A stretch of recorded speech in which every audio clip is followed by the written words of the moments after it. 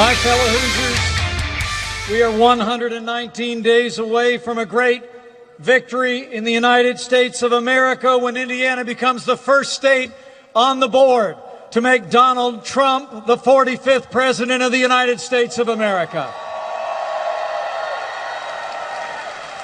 You know, here in Indiana, we know that strong Republican leadership works.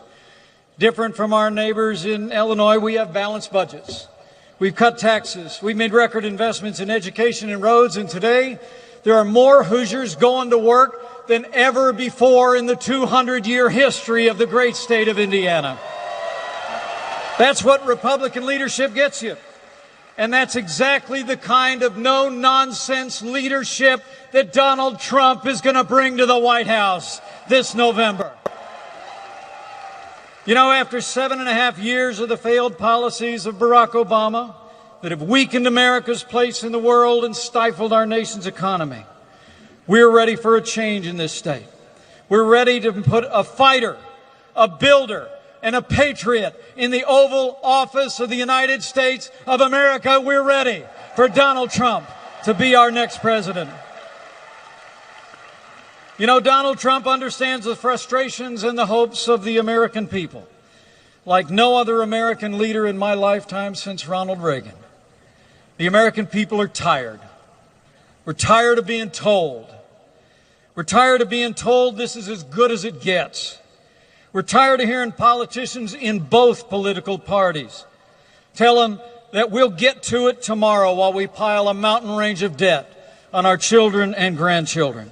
And as Ronald Reagan said so eloquently so many years ago, we're tired of being told that a little intellectual elite in a far distant capital can plan our lives better for us than we can plan them for ourselves. Donald Trump gets it. Donald Trump hears the voice of the American people. He's been successful on Wall Street, but he's never turned his back on Main Street.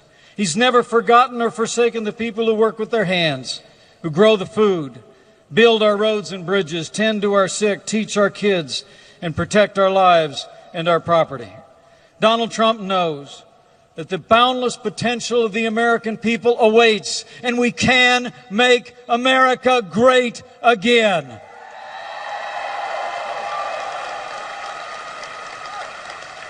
So we must come together and elect this good man as our next president. But we must elect this strong leader for one more reason. Because Hillary Clinton must never become President of the United States of America. You know, I heard Bernie Sanders endorse Hillary Clinton today.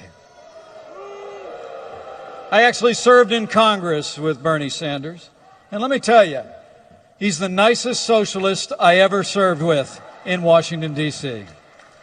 You know, Hillary and her party have been sliding so far to Bernie's leftist agenda, it's hard to keep track of it. The truth of the matter is that I just have to tell you from my heart, after looking at the direction that their party has gone, farther and farther to the left, to paraphrase the director of the FBI, I think it would be extremely careless to elect Hillary Clinton as the next president of the United States. You know, we don't need a president who sees Obamacare as just a good start. We don't need a president who promises to put coal miners out of work and raise the utility rates of hardworking Americans. And as the proud father of a United States Marine, let me say from my heart, we don't need a president who took 13 hours to send help to Americans under fire and after 4 brave Americans fell, said, "What difference at this point does it make?" Anyone who said that, anyone who did that, should be disqualified from ever being Commander-in-Chief of the Armed Forces of the United States of America.